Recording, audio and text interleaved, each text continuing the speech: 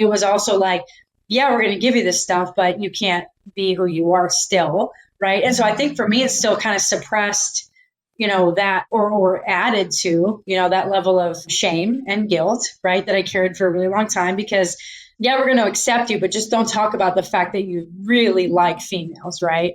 Because we don't accept that. So, well, I did it at a time of desperation, and I am absolutely grateful for that because it changed my life completely, and it gave me something that I don't think I ever would have had prior to that. But if you would have asked me to do that for 14 years, I'm not sure that I would have, right? I think that would have changed. If the rule hadn't changed when it did, I think it would have significantly changed my outlook on the military and whether or not I was going to be able to continue to serve.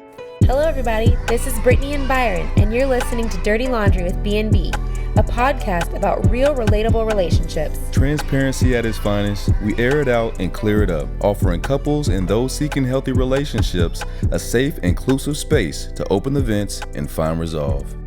Hello, Dirty Laundry listeners. I hope everyone is having a great week.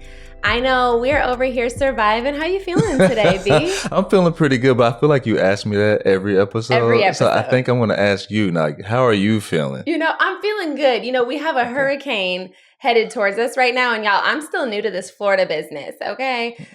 So I'm just, trying to get my life wrapped around that. School's canceled, but I'm doing good. I'm just trying to relax and, be You calm. can take the word relax out of that right now because as she has stated that school is canceled and she works from home and she's already upset. Like, what are y'all doing coming into my place of solace and relaxation? Like, this is our house too, babe. Like, we should be able to I know, but this is my workplace too. But yes, no, it's good. We'll be good. We'll survive, and at least we better. So we will. Okay. Yeah, we're gonna speak it. We're gonna speak it. Yes, but I'm excited today. We have some awesome guest couple on today. One of my dear friends that sister in arms was in the military with and her wife. And I am so excited to welcome Lacey and Amanda. What's up, people? Yes. Hi. Yeah, so we're excited to be here. So, I know Brittney and Byron, from Travis. And so we go way back. We know people from college and high school. So, it's really good to be here. And, Amanda's military too. So we all just kind of connect some way. So and we're so excited to have you. And the military, man, a lot of our episodes talk about military and you guys have big stuff happening too. So I know there's people that can lean into that as well. But one of our favorite questions to ask every couple is, tell us your love story. Tell us how you met.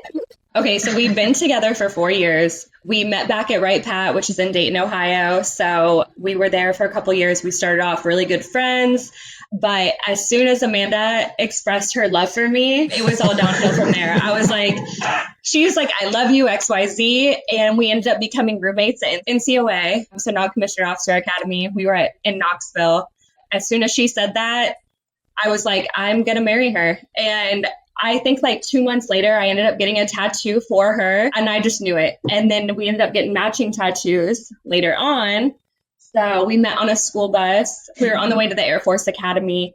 And that was whenever we just became friends or whatever. But it was good. Yeah. And then here we are, we have a blended family, 4 kids later. We have a very busy life. I love it. So my question to you, Lacey, is, so first off, Amanda must have had super swag for her to just say, hey, I love you. And then you're like, okay, yeah, I love you too. I think I love you too. Yeah. Did you already have some feelings for Amanda? So we met and we were friends and we had gone out to eat a couple times, but I was not the right time. Neither one of us, it was the right time for either one of us. Right. So we were just, we were, we held that line, right? We were friends. We were like, okay. And then when the time came, I may or may not have had a couple drinks and I was like, I think I'm in love with you. And after that, it was, game over. So yeah, definitely I before that, yeah, I definitely knew. I was like, oh, this girl's trouble. I gotta stay away from her because this is going to be, yeah, it's going to be once I'm in it, I'm in it. I knew once feelings were shared, it was going to be, a thing that happened for a very long time. So I think I waited until I was ready for that to happen. to say that. Because Timing's everything. me and my Libra self and my control, I was like, I have to control the situation. I need to know exactly where it's going to go, when it's going to go there. And so, yeah, I did that. And you never know like what the response is going to be. Yeah, right. Like she could look at me like, I'm just down for a good time. And I'm even like, right whenever she no, I need you to stay with me. I know. I need you to say this, and I need you to like not go anywhere. Right when she told me that she loved me, it was kind of like, whoa, like where's this going? And then we both were like, all right, there's no stopping it now. So yeah. And you guys were friends before, you said too. So yeah. It kind of like, it wasn't like you didn't know each other. It wasn't like, so that's nice, you know? She was my best friend. I told her I loved her as a friend all the time. All the time. Wanted to hug me. I was like, stop hugging me because I want to do more with you and I can't. So please stop doing that. Also, please stop saying you love me because I can't say it back and mean it how you mean it because I mean it in a much more serious way. So please stop. Yeah. I love it. But I was very natural. I was going to ask that, like, how was the transition? Because obviously you probably had more than just you guys as friends. There's probably other friends. You're like, hey, by the way, now we're dating. Yeah. So how was that? So we were in special duties at the time. And so I had to express to my boss, who was the command chief at the time. And I think even just telling him, because, everyone at Travis kind of knew that, I dated females and whatnot, but people at Bright Pat didn't know that. So it was like almost coming out just all over again. And that was, kind of difficult just because people see you one way and nobody's going to look at me and think I like females. And so I don't have that look. I look very good. But yeah, so it's just kind of like restarting. You do.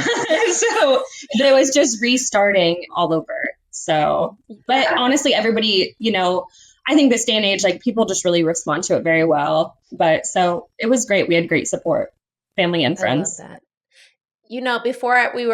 Before we got into this episode, I was driving in the car because I went to go run to the store and I was driving and I was thinking about, what you have gone through probably just coming out and expressing yourself. And I was like, I'm biracial. I'm half black, half white. And I was not, and I don't want to compare race to like same-sex marriage. I know there are different difficulties, different struggles.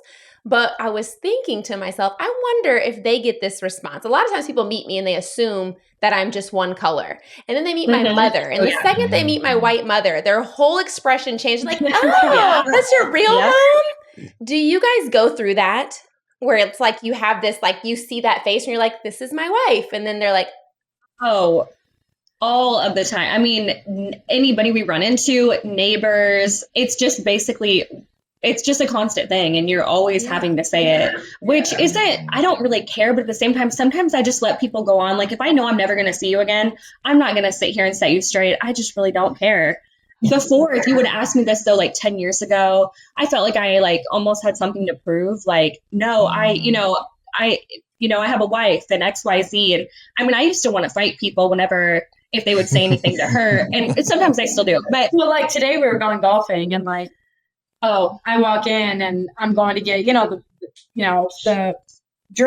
got a couple waters, get the golf balls, whatever. And this older guy, he's like, I was talking about my kids. I was like, oh yeah, I used to golf a lot, like, but it's been a year and a half, yada, yada, yada. Yeah. But I had kids and blah, blah, blah. And he said something about like daddy's pride and joy. And I was like, and she was like, actually, mommy's pride and joy. But yeah, And then he just like carried on the conversation to like not make it awkward. And I was like, all right, whatever. So we just carried on with it. But yeah, it's definitely like for both of us, it's much different. Like for her, it's like they look at her and they're like, oh, I think like, they think like this strapping, young man is going to walk out like this male, whatever. And then I walk out and they're like, can't tell if that's a guy or a girl. So I think I'm going to say, and then they say ma'am or sir, and you're like, okay. But and honestly, we have tried almost. I mean, I think there's been certain situations for her more so that she's avoided certain places to go. She would, I really wanted to go to church lately and get back into it.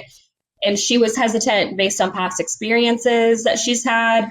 So that's kind of been hard to navigate. But luckily, again, we've been going and we've been welcomed. And it's been great, but you never know how they're going to react. We've gone one time. You have. I've been. And nobody knows what you said gone one time. So you give it a couple more times and people are going to start asking questions. Because you go one time and people are like, okay. And then you go like 3 or 4 and people are like, so what are you? And Like, Yeah. Do you feel that like it's something that you have to express? Like when you say, people say, what are you? Do you even think that's an appropriate question to be asking? I mean, because no one walks up to me and says, what are you? I know. I growing up, it was a thing, right? So, and I'm jumping ahead questions, and I gave us read aheads and, whatever, but I'm going to just, so growing up, it was kind of like, so my mom left when I was very young. I had to move in with my dad, right? So I moved in with my dad, and he was a part-time parent. Every other weekend, Friday at 5 p.m. to Sunday at noon, he was dad, right? So he did the best with what he had.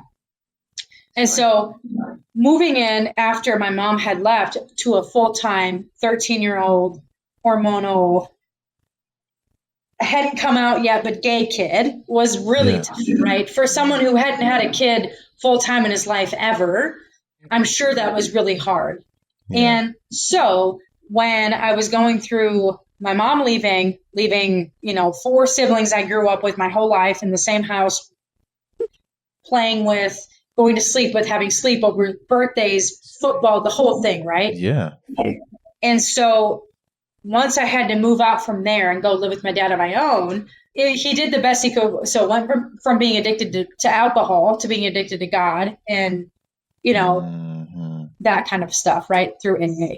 So once I moved in, it was like he loved me, but he didn't wish that I was gay, right? So it was like, I love you, but I wish that you weren't this way. And so I think growing up with that precedence of I love you, but I wish you weren't X, Y, and Z makes you feel a level of shame or guilt about yourself for a really long time, that when people would ask me that question, I would feel okay because I felt like it was okay for them to ask me that because of my short hair. I chose to cut my hair off and I chose to do this. So I justified that behavior because I felt bad about it. If that makes any sense. Yeah, it sounds like to me you're saying, and correct me if I'm wrong, that you're saying that you felt bad that they felt that way. Correct. Or you I felt bad for because making anybody else uncomfortable. I never wanted to be in a space where I made someone else feel uncomfortable or anything other than like happy. And so I felt like I needed to appease that. And probably still a little bit. Not as bad. Through that. Not as bad, but I think a little bit now, but definitely not. I think more so now I have a bit more of a backbone, or I say but when it comes to church, that's where that ties in, right? So that's where that goes back to, is that when I walk into church, I don't ever want anybody else to feel bad about the spaces that they're in, right? Now, right, being 36 years old, I would say your uncomfortableness has nothing to do with me, right? Like I belong in the same spaces that you belong in, right? Like speak it. I will be in those spaces. And even though sometimes Lacey has to push me into those spaces, I still go because I know that I still belong and I'm enough and I'm good and I can do it. But yeah, still, I flash back a little bit every once in a while to And just for the record, her dad and her, and he's amazing. He is great now. And very much in our lives, in our kids' lives, stuff like that. So, but it's more just internal things for Amanda. Absolutely. Hey, don't have to tell us about parents. You got to listen to our other episodes. Okay. We dig deep into some of those. But I wanted to say this too, and this is such a good platform to say this, because it doesn't matter what type of relationship you have. We need our significant others to sometimes push us into those opportunities to say, no, this is your opportunity to teach them a lesson or for you to be comfortable, because you only live one life. Why do I have to stay in a box my whole life? Why? Because you're uncomfortable, I have to be a different way. It's not fair and it's not right. And I just want to say that goes across the board. Yep. That's a good point. Yeah. And sometimes it takes some people a little bit longer to get to that point. I just appreciate the fact that you got there. Right. And it's okay also for us to feel sorry for someone else. That's just natural. Right. But once we get to that point of, hey, I want to be who I am. and I'm going to have pride in it. And it's okay that you disagree with it, but I'm not going to feel bad because you disagree with it, and we just had a conversation with our children about this the other day, about the importance of just being who you are and being unapologetically you, because you are uniquely you for a reason, and the world needs you. The world needs you. So keep doing you. And so, I love it. I love it. Thank you for sharing that, Amanda. That's great. For sure. And I want to transition a little bit too, because both of you are obviously in the military. So that puts a whole another aspect, on pressures on your relationship. Are there any difficulties in that? I know, Lacey, you started to share a little bit about that piece, kind of how everyone, did it start to treat you any different? Or do you feel like the military is moving in a positive, place with that? Mm-hmm. I mean, I think, we've both been in, 13 years now. So she came in a year ahead of me. So she's going to hit 15 early next year. We both came in whenever it was don't ask, don't tell. So it's definitely moved in much more positive direction for us. But, we know people who have gotten kicked out for being gay. That's where it started when we came in. But I think my journey starting in California and really discovering myself and everything, you couldn't really ask to be in a better state to come out in. And so everybody was very accepting. But again, I did feel like I lived a double life. I came to work, I was around doctors and who trusted me, who I babysat for. And honestly, I kind of felt like I could not come out to them. I didn't want to come out to them because I was like, they probably don't want me around their kids. They don't want there's just a lot of those kind of feelings that come along with it. And so I just lived a very, separate lives kind of. Yeah. Yep. But yeah, I mean, for me, when I came in, I was living in a car, a Chrysler Sebring convertible with the soft top down by the lake with surrounded by my neighbors are my geese, and I did that for a month before I was man, I really gotta this ain't gonna work. I can't, do this. And so when I came in, I was super desperate. Right.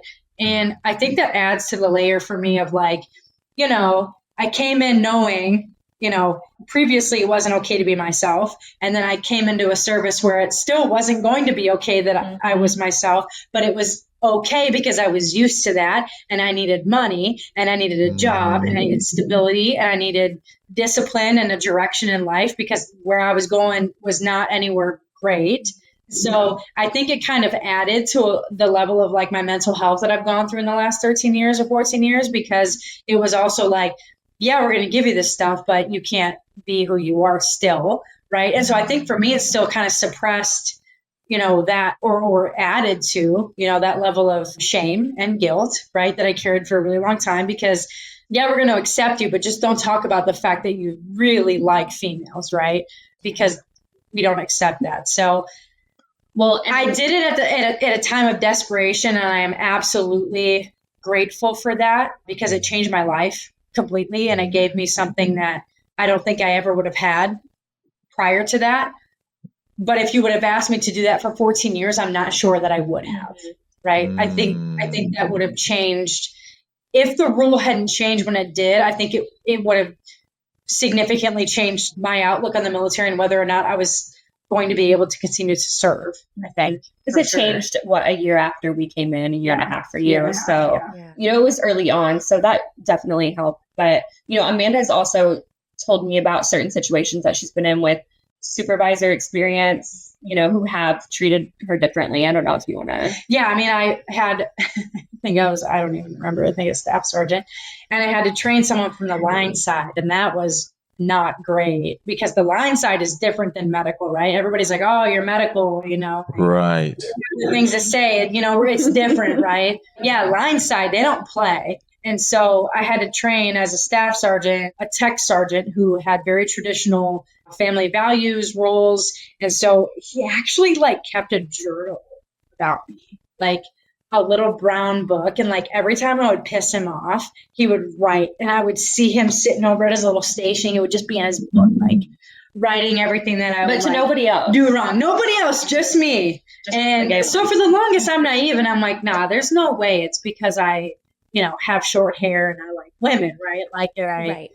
X, Y, Z. Like, there's no way. But after a while, I was like, no, yeah, there's actually a way. He definitely doesn't like me because I like women, And so I think that's one of, a couple of experiences, but that's the one that I think that stuck out the most. And I was like, all right, so I gotta be a little bit careful because it's still out there, and I don't hide it well. I look.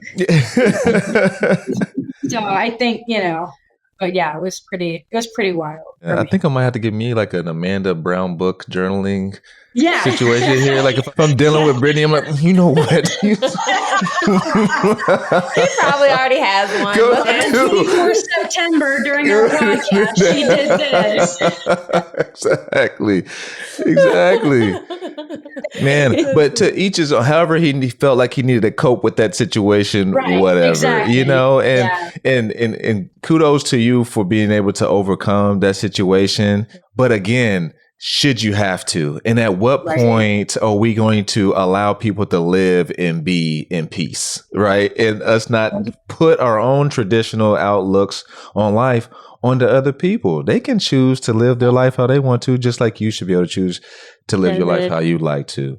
So, man, I mean, you all are super strong. I appreciate the stories that you're providing. I feel like so many folks are going to learn from it, man. That's powerful. I know I am. So, yeah, and you have to navigate things that not every couple has to navigate, which is unfair, but also it's a great teaching moment for other people. And you mentioned the word traditional too. So Lacey, whenever I text you, you said, we're not a traditional couple. I got to know, what does that mean? I mean, I guess like, growing up, small town, Midwest, like when I growing up, it was traditional couple, male and female. You have your kids. There's no and I didn't grow up in a family divorce. So it's just, male, female, you have your kids. That's it.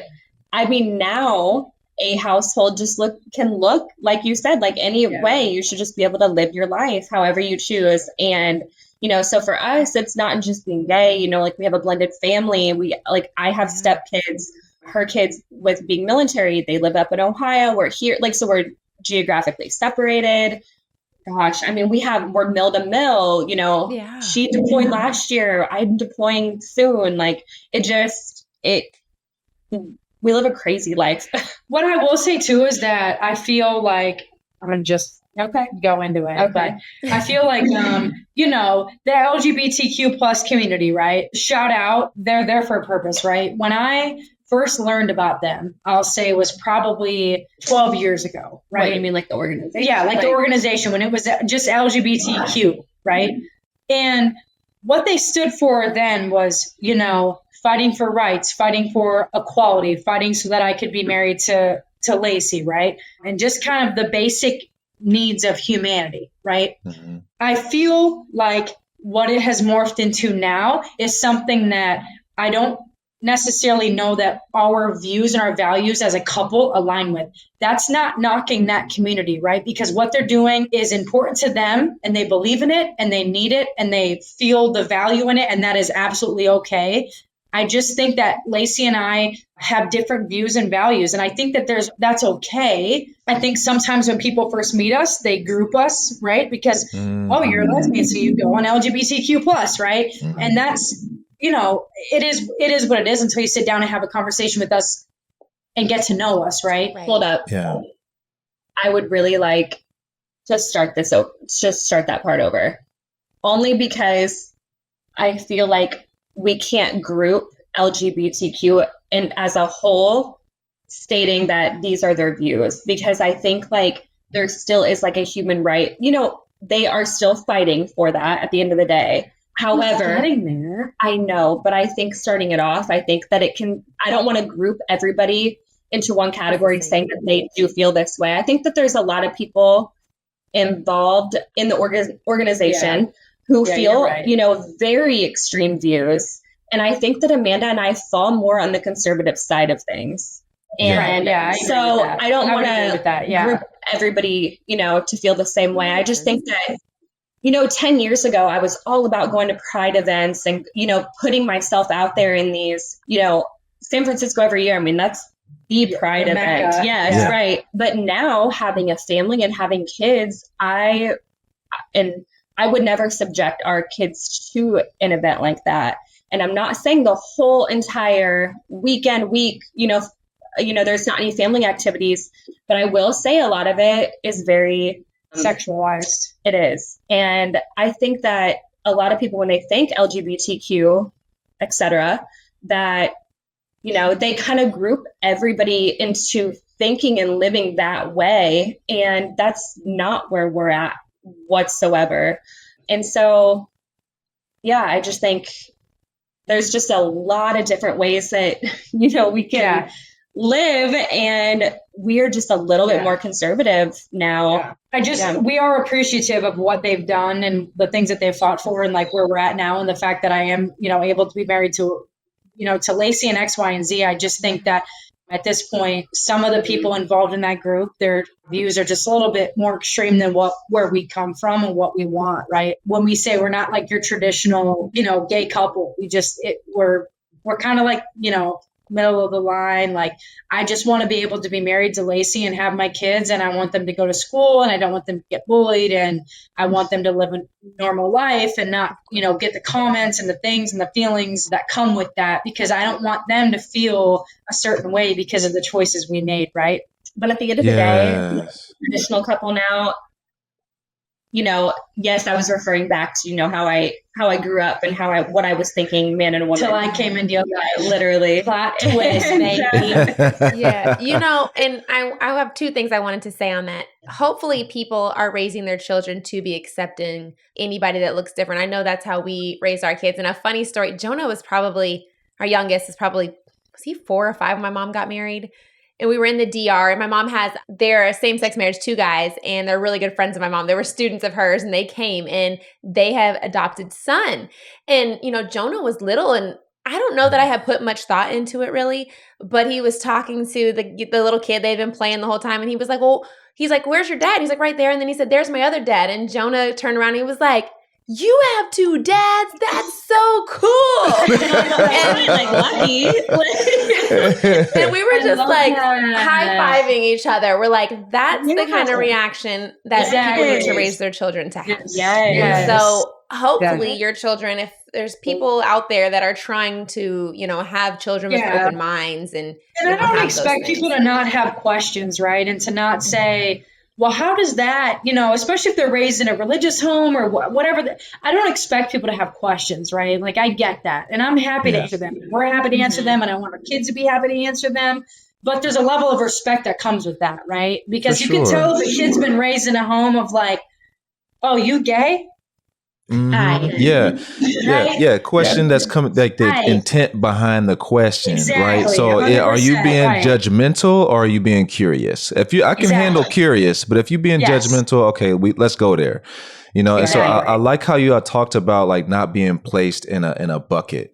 And we talk about this so much about like, that is one of my extreme pet peeves is categorization. Like, why do you even try to put me in a box? Why do you even try to put all these different peoples? There's billions of us. And I said peoples, but I'm going to keep it in there. But there's billions of us. And you want to put us in 6 boxes? Like, there's no way to do that. And I so agree with you, because there's a continuum. Like, why can't we just respect people as human beings? Like, and I get it. Like, it makes it easier for my line of thinking and my decision making to just go ahead and say, okay, you're that and you're that and you're that. So I'm going to make sure I just go here because I don't trust that too over there. So I'm gonna go this way. But we need to slow down a little bit and appreciate humans for who they are, because who knows, that person that you just went with could be the crook. You know what I mean? So it just, don't get me fired up. So this is just like, that is a pet peeve of mine. 100% is just categorization. Like, I absolutely hate it. And I deal with it a lot. Like, and I resonate with y'all so much, just having to wake up and think cautiously about what I wear and what I look like and how I walk and what I say. And it's every day. And Brittney, to Brittney's point, being in the military adds an additional layer to it. And it's so unfair. But we're doing this for someone else, right? We may not get what we envision our future to be, but best believe your children are going to be better off for it. Our children are going to be better off for it. Absolutely. So I'll walk the walk. And you had just told me the other day, someone had said something that I didn't sit right with me on Sunday. And you were like, I said something to the gentleman, I called him out. And that's not like me. I'm usually like, just kind of like take it and leave it. And I was like, no, absolutely not. Because much like you, Amanda, I'm 38 years old and I'm done like with people making How old are you? Hold on. I know. I'm meant to say 25. I meant to I'm take 25 that and dang it. But yes. And I was like, you know what? Absolutely not. I'm going to do it respectfully, but I'm going to let him know that that's not something that's okay with. You can't say that. You can say that, but you are not going to just walk by. But you're going to hear from Brittney. You're going to hear about it because it's not Yeah. okay. And I think, Byron was like, I'm proud of you for doing that. And then he was like, we have to be the change we want to see. And if we don't say these things and we just keep choking it down and like dealing with the awkwardness, it's never going to change. Yeah, it's going to come out in like a million different ways, right? And probably most of them not healthy because you're just suppressing. And after a while, man, that shit just, that whole lid will just. Yep. And the thing is, like, even just now that, having our own, like my own kids, like if you say something to one of them, like, you going through that, if somebody were to say something to one of our kids, I don't even know how I would react. So I would rather be the one to handle it than them have to handle it. But also, why are we so willing to do that for our children? I know, right? Yes. And in all honesty, right? And I again love my parents. My dad is one of my biggest advocates now, but it's learned behavior, right? If we don't see our parents do it, then why don't we gonna do it? Right. Right? If we don't see them do it, we're not going to do it for ourselves. So it's got to start somewhere. So Sage and Sloan, Cash and Delilah, see something happen. They're going to see Mom and Dad come out. That's right. Stand up for themselves. That's right. Okay. Yeah. So we have to ask about the kiddos too. So how was starting a family? How did you decide, like, obviously I know how you decided how to have a family, but how did you decide, like, Lacey, you got to carry them? And, I think it's something that I'm not, I didn't grow up like a huge kid person. It's not like something that I just like had to have, but I knew I wanted to experience pregnancy. And I think that it was good for me because it really like put me in tune with myself and really like helped me find kind of who I am. Like I love being a mom for, first and foremost, but I for sure wanted to experience that. Amanda, I actually got her thinking about it at one point, carrying, because I thought, we had a lot of discussions. I was like, hey, do you want to carry? We could be pregnant together. Like, we have options here. What an awful idea for two females to be pregnant. Like, hold on now. We got twinsies. Look at us. We both got No, I can't. Imagine the divorce rate of two females being pregnant at the same time. No. Listen. That's a good idea. This girl could not stop throwing up for the first 8 months of pregnancy. I was like, if this girl does not stop throwing up, I swear, Lacey. I'm kicking her out. It was awful. Her iron was low. Everything she smelled she was throwing up. Anyway, it was terrible. I needed her to take care of me during that time. Terrible. The call on her end. But yes, we did have a lot of discussions though. And I mean, she did consider carrying at one point. And I did, but also it's never been that innate feeling of impregnate me because I need to. I grew up, both my parents are in their third marriages. I've been a step kid. There's been step kids in the picture. I've been in a relationship where there's been kids before. And I just feel this really big pull of I don't care if you came out of me or not. I'm going to love the crap out of you because I just freaking love kids, right? That's just who I am. And so it was you know what? If I don't if she could never bear children and we couldn't have children together, we did talk about that. Then I would do it. I would sacrifice and be like, all right, I guess I'll carry a freaking parasite with me for 9 months. But I just feel like I have this gift of I can just love kids no matter what, right? Whether they come out of me or not, they share my DNA or not, I just don't care because I grew up around it and I know what I needed growing up. When I didn't share DNA with a lot of damn people in my life, I just knew what that looked like. And I was going to do that for any kid that came into my life. So I was all good not having to go through all of that. That was It is a gift. That's the first time I've ever heard it phrased that way, but it is a gift to love somebody else's kids, because I've been in those situations too, where this guy is in the house now and he's the stepdad of the situation, and he gave two shits about us. So, man, that is a gift, and it takes a lot of energy, and you got to be deliberate. and intentional with the child. And there's so much to be said about that. So, man, I love how you phrased it. 100% is a gift. Sorry, not to like toot my own horn or pat myself on the back. Like that was I'll pat you. I got you. It is, right? Because they could leave at any time, right? They could, they're not your kid. And so at any time, that person could just take him and snatch him. And like, that's the last time you ever see him, right? And that's, that's kind of, I think, the sacrifice step parents make.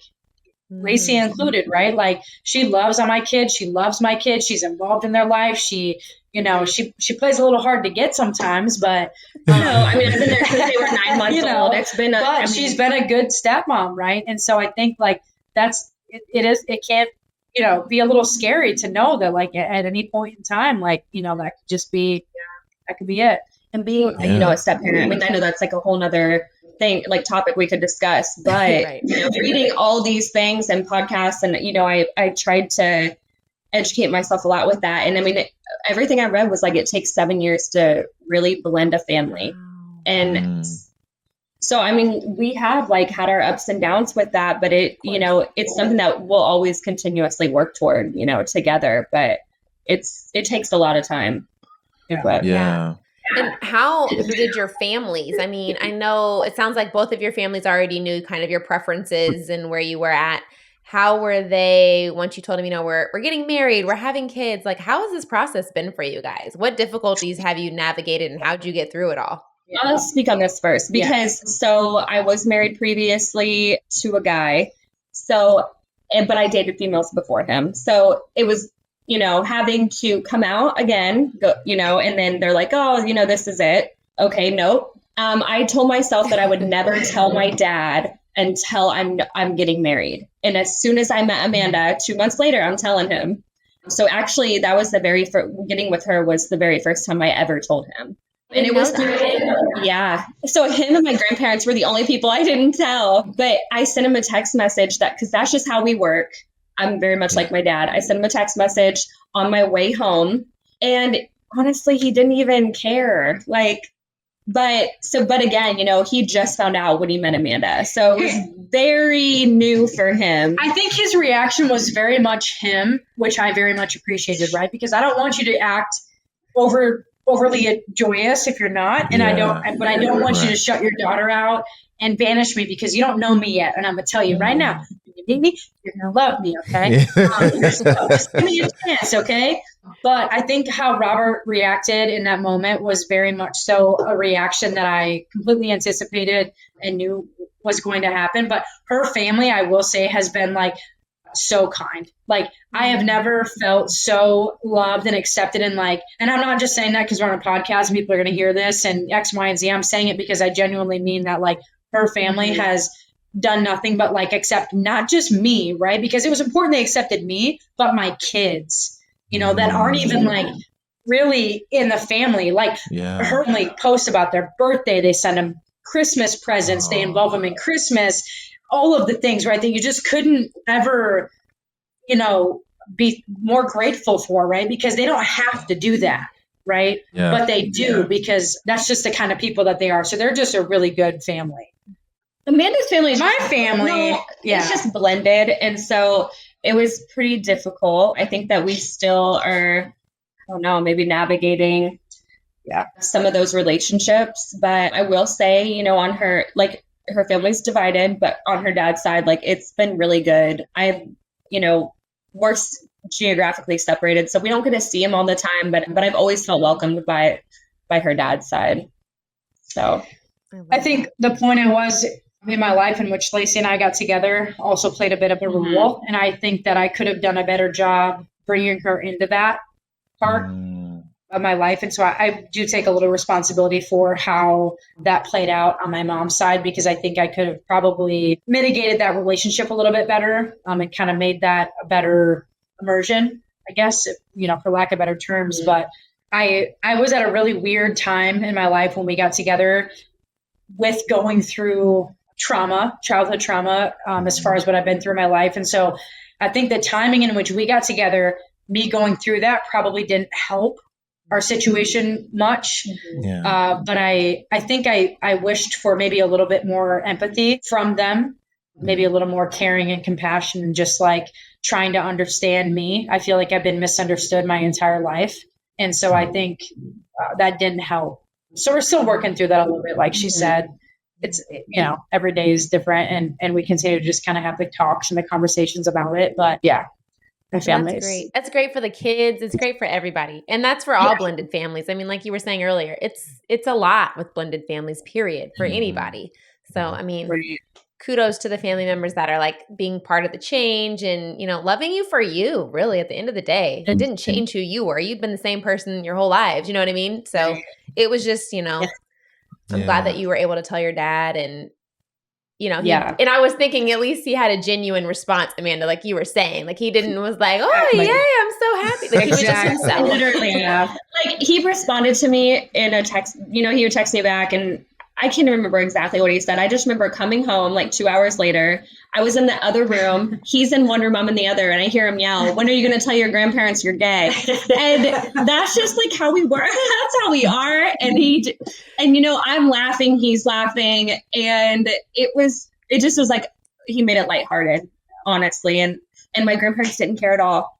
So it's just her grandparents have like messaged about me. They, they, again, birthday presents, Christmas gift for my kids. Like they don't miss a freaking beat, right? And her dad, I think I'm growing up a little bit. Every time I go home, I'm like, we went fishing this time. I think I'm getting there. Like we're getting closer, so. I love it. And really your situation is not that unusual as far as in-laws and the things it sounds like you're going through. That's the irony of it all is like, no one gets to like go into their in-laws' house and just like open arms. Like I'm so happy. Like, no, even I got the side eye. Okay, that's a fact. That's a fact. Still gets the side eye. No, they love me. They literally will get rid of you now. Yeah, they love Brittney more than they love me anymore. I get a little jealous sometimes. But man, I just really tell me, hold on, you believe it? Yeah, hold of course she does. I'm too pretty. That's cool. I'm used to it. Most people are. Now, I really appreciate also how you took accountability, Amanda, about like how you could have, introduced it a little bit differently, and I think sometimes we don't do that. We do a lot of finger pointing and it's a lot of, I'm sure you did a lot of self-reflecting over those moments that you had. And so I hope that, your family does see that and they do understand that and that they do, start, turning the tide a little bit. And then you hit something too. We talk about this often too, is like the importance of communication and, you guys keep talking about it and keep having conversations about it. And then, hopefully, what you envision kind of transpires here soon. So all good stuff. All good stuff.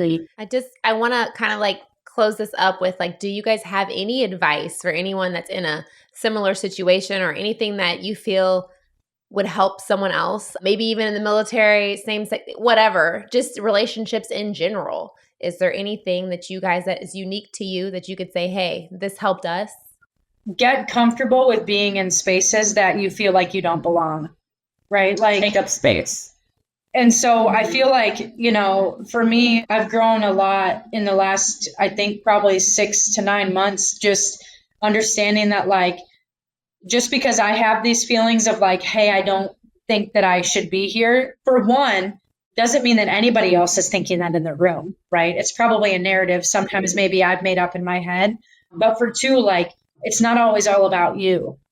Right. And I think that's something that my dad taught me really early on. And although maybe not the best moment to share that from him, but like he said that to me one time, it's not always all about you. And that really kind of took this pressure of like, Amanda, not everybody's talking about you all the time.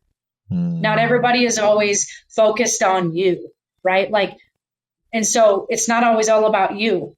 And you belong in spaces that sometimes you don't feel like you do.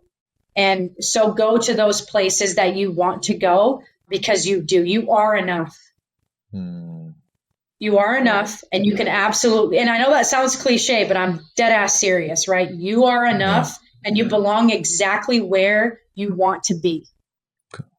So good. And don't let anybody ever tell you any different, because if you allow that to happen, your confidence goes down, your self-worth goes down. All of those things that people talk about will hit an all-time low if you allow that to happen. So go to the places that you feel like you don't belong. if that's where you want to go, because you most certainly do belong there. Can I just say too, golly, look.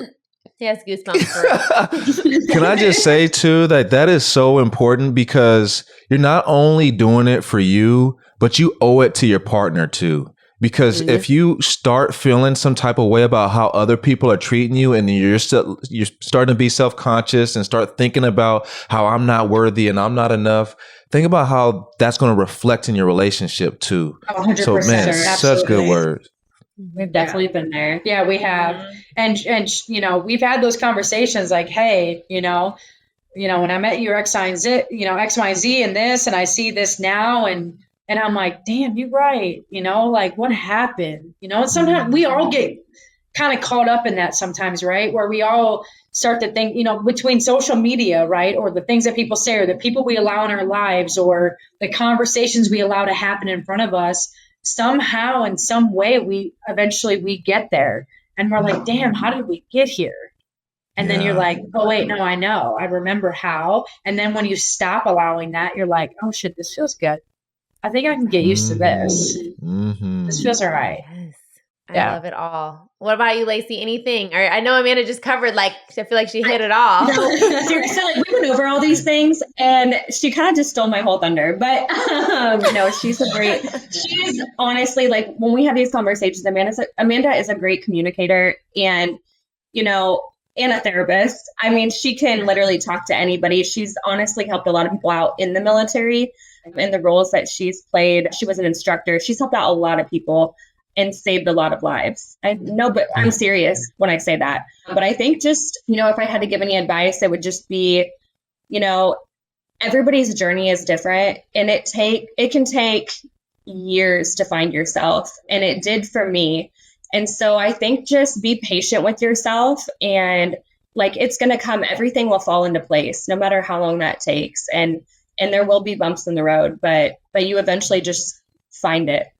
You know, I think one of the things I appreciate about Lacey the most, last thing I'll add, is that, like, she's never been big on labels. She's never been like, I walk into the room and I'm, you know, XYZ Thurman and I'm this, right? She's just always been Lacey. And I think that's the things that, like, I truly adore about her, is that, like, don't put a label on Lacey, because just when you think you got it, you fucking don't. I'm gonna tell you that, right? And that's why, like, you really don't. And so I think like authenticity, right? And I know everybody says that, be your authentic self, right? And everybody says it, but do you know how difficult that is to be? Because what if somebody doesn't like me?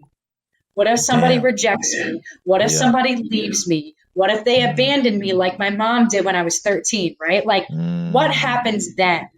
And so I think, like, the part that I appreciate about Lacey is she doesn't care. She is going to be Lacey through and through, no matter what happens.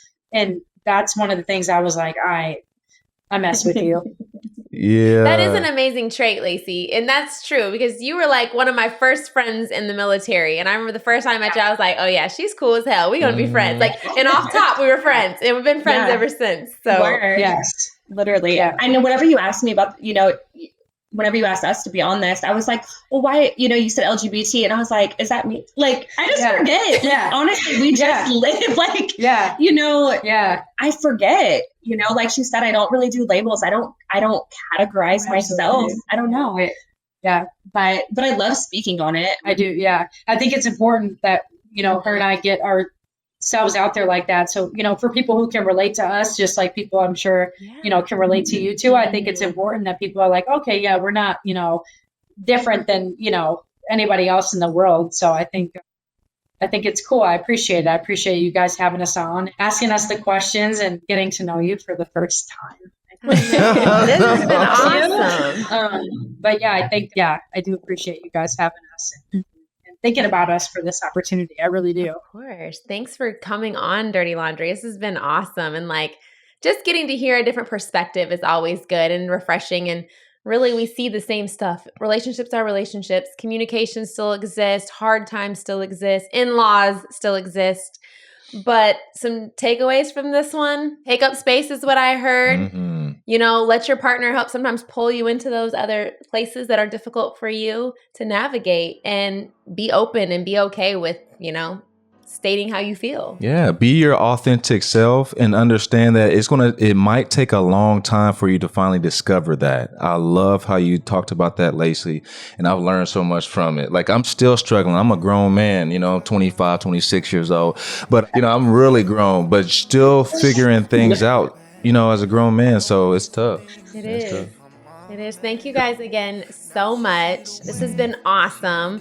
And I think that's a wrap for this episode. Cool. Thank y'all so much for being. We appreciate it. Thank you guys. Thank you. Without further ado, be blessed, be you, just be. We're out. I'm blessed to be me. Blessed to be me. Blessed to be me.